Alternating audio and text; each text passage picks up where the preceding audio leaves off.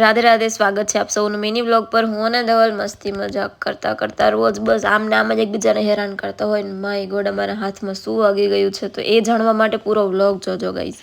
અને અત્યારે જો ધવલ મારી સાથે ડિસ્કસ કરે છે કે શું આમ તેમ વોટેવર।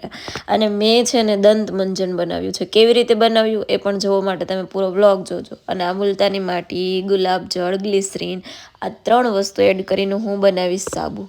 યસ, તો એ સાબુ કેવી રીતે બનાવવું એ પણ તમે જોજો। અને આ છે સોપ બેઝ। અત્યારે જો મેં આનું બધું મિક્સ કરી લીધું છે, મુલતાની માટી, ગ્લિસરીન અને રોઝ વોટર, પછી એમાં ગુલાબની પાંખડીઓ પણ એડ કરી છે। અને આ બધું એડ કરીને આપણે એકદમ મિક્સ કરી લીધું છે। અને પછી હવે આપણે સોપ બેઝ ઉપર એને રેડી કરી દીધું છે।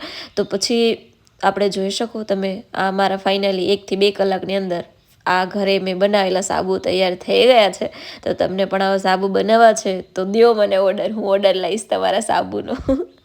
સો ગાઈઝ, આ સાબુ યુઝ કરતાં કેવું ફીલ થાય, શું રિઝલ્ટ મળે હું તમને આગળ જતાં શેર કરીશ, તો જોડાયેલા રહો। Thank you, Radhe Radhe.